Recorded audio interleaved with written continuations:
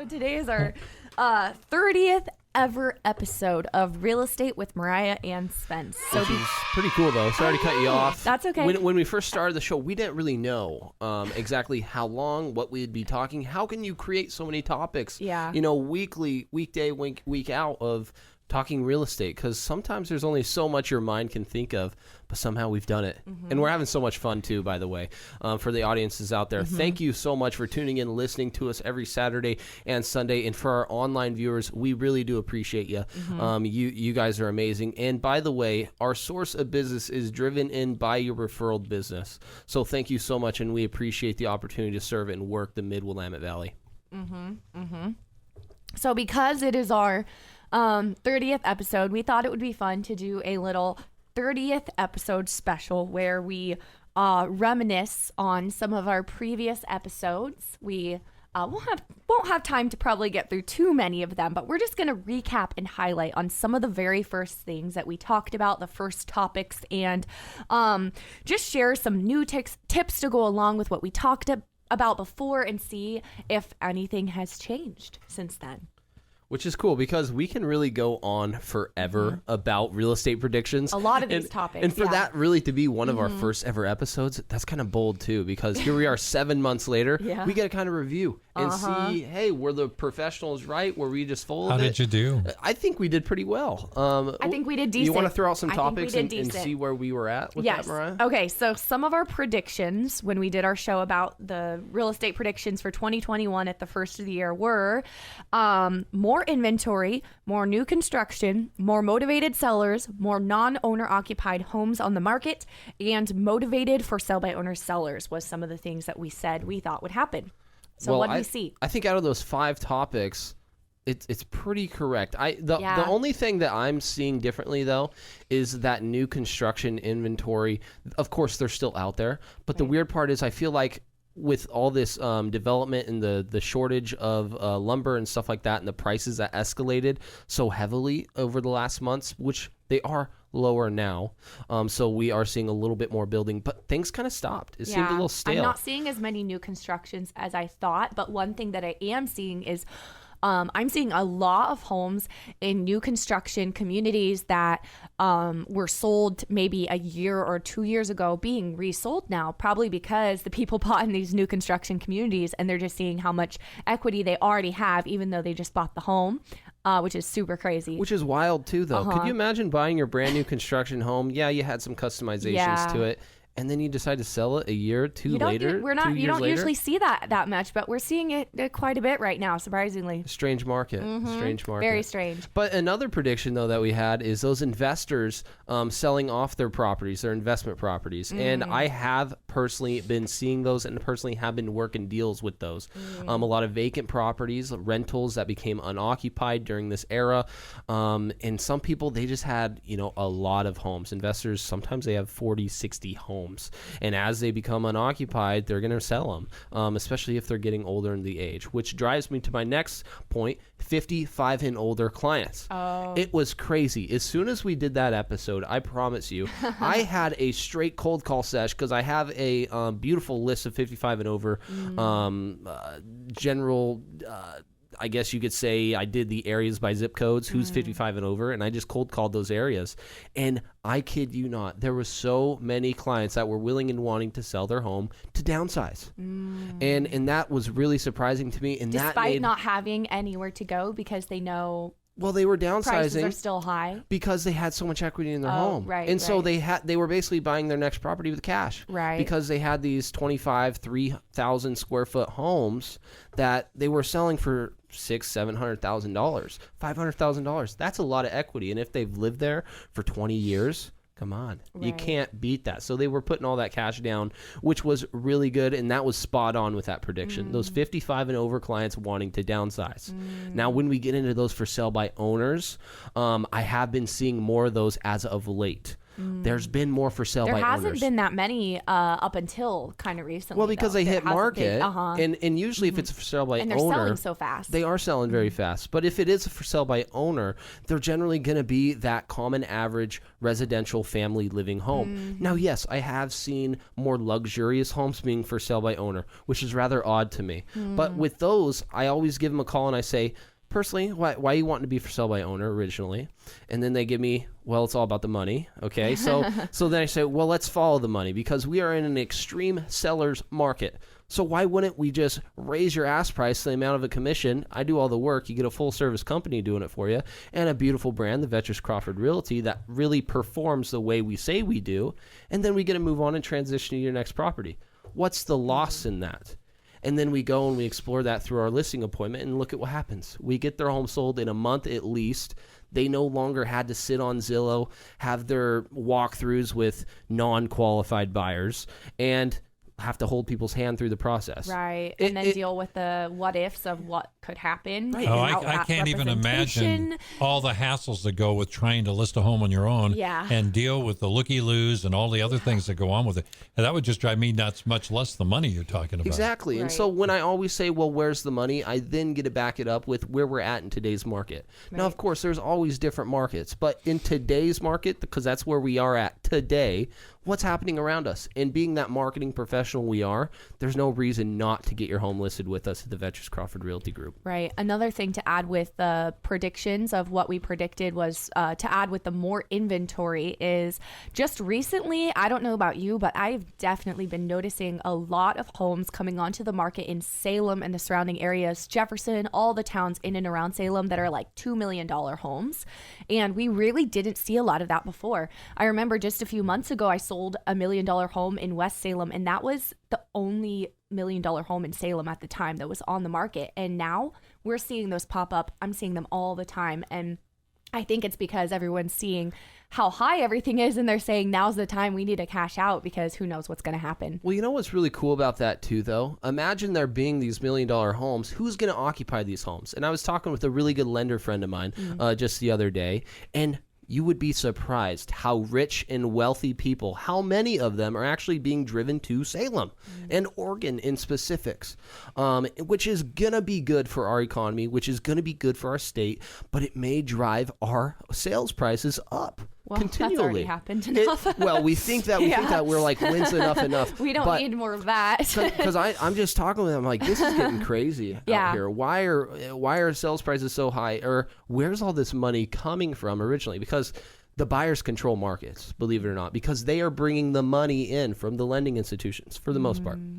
And so when we are hearing, well, there's more wealthy people coming to our area, there's something to it. And so I think we're going to see a lot more building. We're going to see a lot more condo living. We're going to see a lot more city I agree, downtown. things going upwards, not further apart. I agree. More townhouse communities. We've already seen that the last couple years, but yeah. One of the other very first shows that we did was called What They Don't Tell You About Being in Real Estate. And basically on this show, we busted a lot of myths, you could say, because there's a lot of things that people think about what it's like being in real estate, but that's not how it actually is, or even how the transactions work and just what agents do and all of the in between.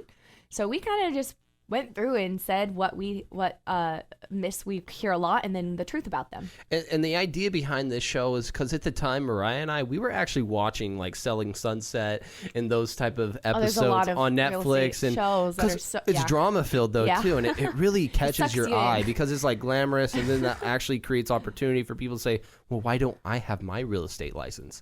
But ultimately, I think Mariah could agree with me and a lot of other brokers out there in saying, real estate's hard.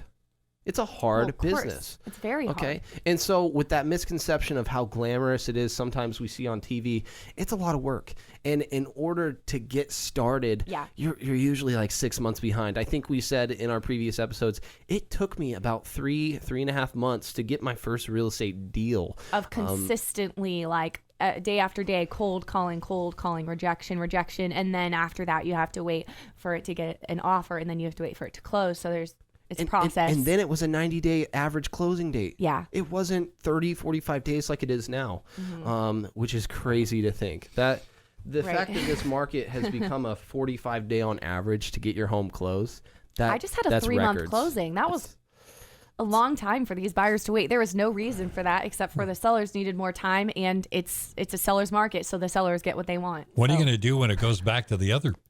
Well, You you're have to going to wait rack up longer. the listings because Yeah. we used to have 20 listings. We used to just have a sitting lot there of in the listings bank at and- once because they took a Right. few months to sell. That was normal, and now that's not the case. As soon as you get one, it sells, and so it's very hard to keep a consistent amount at a large amount at one time. But Yeah, and sales prices, they just keep going up and up and Right. up. So then commissions, talking money side, it's You just just different. The adjust. numbers and the averages. Sale amounts might decrease, but your overall gross and commission incomes will increase in markets like this if you're an average broker. Right. This show was kind of related towards brokers or maybe breaking the myths. Yeah. And one thing I think we did debunk is the commission cuts. When we yeah. go in and we negotiate a commission on a sale, because we are strong listing agents, so usually our company, we're a 6% company, and then out of that 6%, there has to be money distribution. All of that money doesn't go directly to us as the listing agents.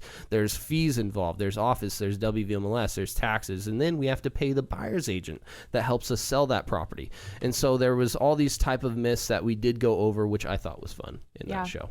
I agree. Okay, so the next show was a fun one as well.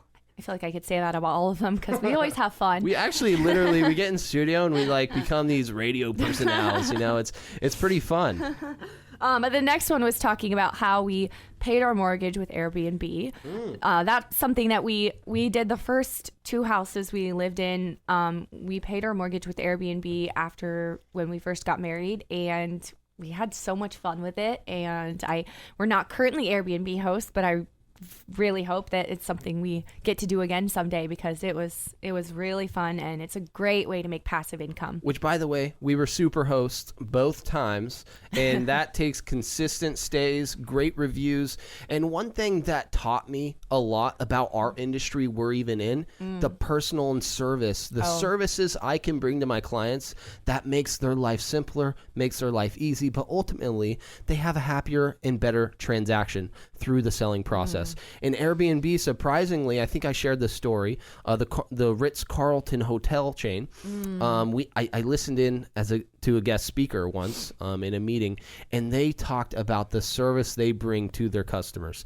And the Airbnb service that I got to bring to my customers really influenced me in how I want to run our business in real estate. And because That's really good. ultimately, this is a personal business. We're in the people's business, and we create relationships that ultimately, it's cliche, but it does last a lifetime, because once you sell a house to somebody, the average turnaround, they're going to probably resell it in 5-10 years. And then we resell it, we help them buy and purchase their next property, and so on.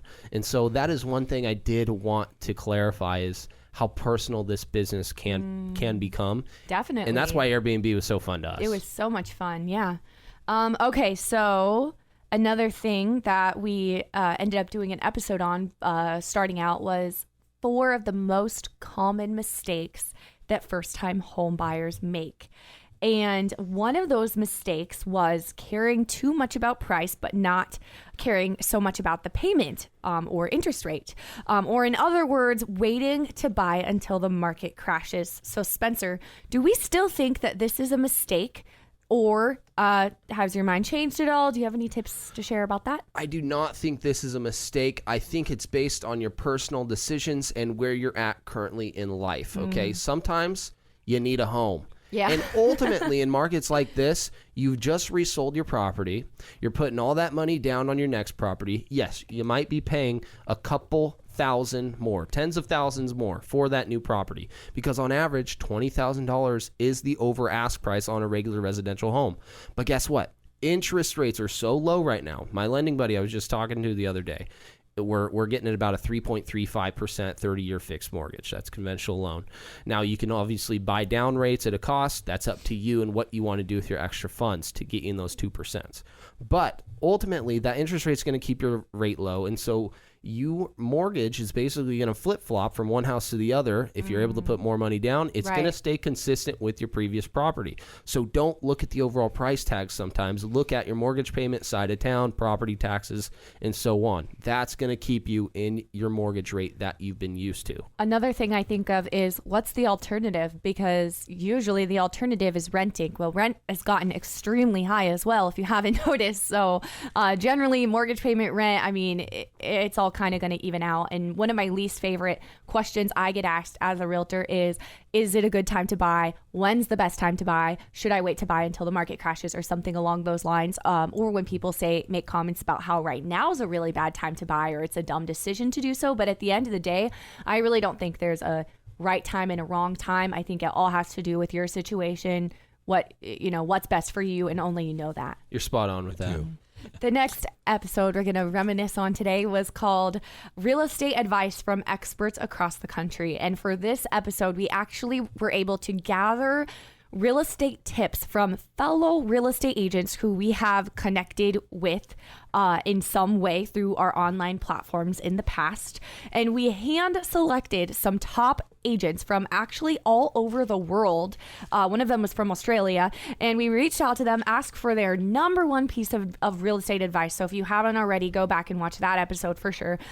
We ended up getting all kinds of really great advice from them about everything from career advice, real estate investing advice, life advice, buying and selling advice, transaction advice, and everything in between. So I picked one of these pieces of advice from this episode to highlight today, and that was: just focus on what you need to do today to create opportunity.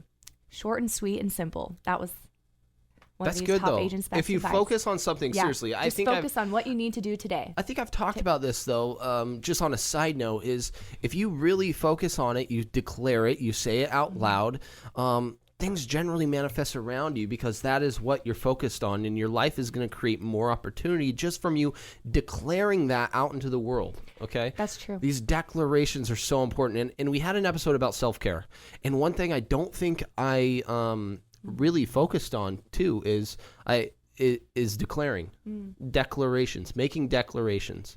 Now, these can be personal declarations, these can be spiritual declarations, these could be saying things over your life that Jesus says who you are. Give me an example of what a declaration would be. There we go. Oh, you want me to give you one? Yeah, give me one. Oh, dude, this one's my favorite. Okay. I'm holy. I like it.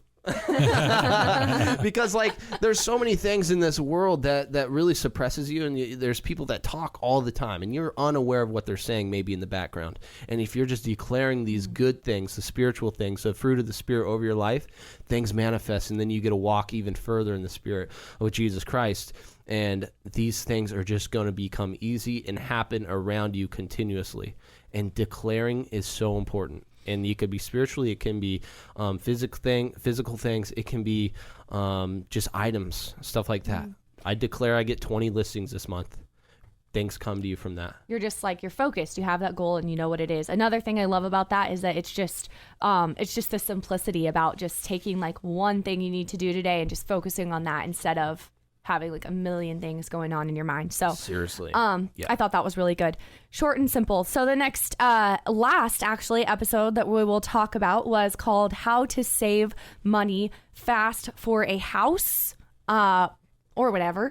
And do you have any just one thing to share that maybe we talked about from that episode, one of the methods that we shared, because I know we talked about a lot of them. Yeah, I believe we've talked about is setting aside an account that you don't see, something that you can't touch, something that you don't think about, something that you forget about through your day. You don't want to see it, and it doesn't exist, but only portions of your monthly income or portions of a commission or portions of your car sale, something like that goes into that account automatically. You don't need to see it. You don't touch it, because when you need it, it will be there. That's really good. So before Spencer, he has a very, very exciting listing of the week he's going to share. But before he gets into that, we have a real estate tip of the week. And of course, the tip of the week this week goes along with the show. Since we talked about our previous episodes, our real estate tip of the week is go back and watch our previous episodes.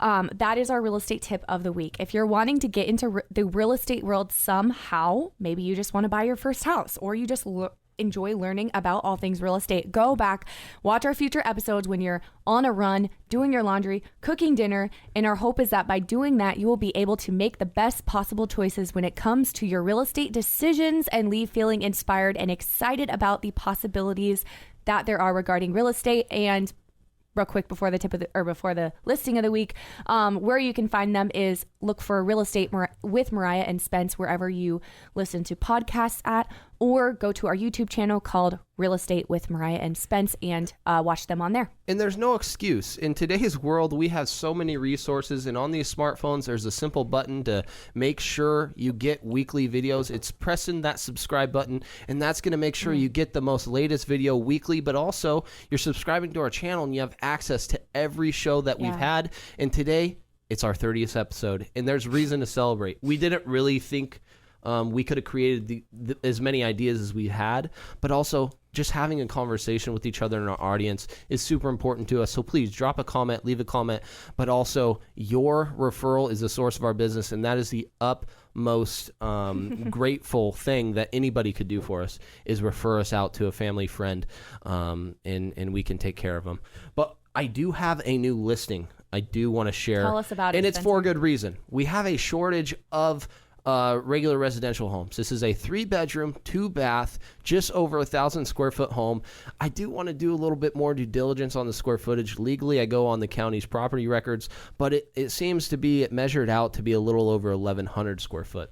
But buyer, you can do your own due diligence. It's a 3-bed, 2-bath, beautiful home in Northeast Salem. I'll shoot you the address real quick, and you guys can actually text me. It'll be 4028 Lansdowne Court in Northeast Salem. That's 4028 Lansdowne Court, Northeast Salem. It does have a mother-in-law suite and another shed attached to it. That's so amazing. We talk about Airbnb often on here. You can actually Airbnb that out. Someone will walk through the back gate, make some extra income, pay your mortgage with that. Wow, good stuff. Thanks for doing a great show today. That's it for this week. Thank you for listening to Mariah and Spence.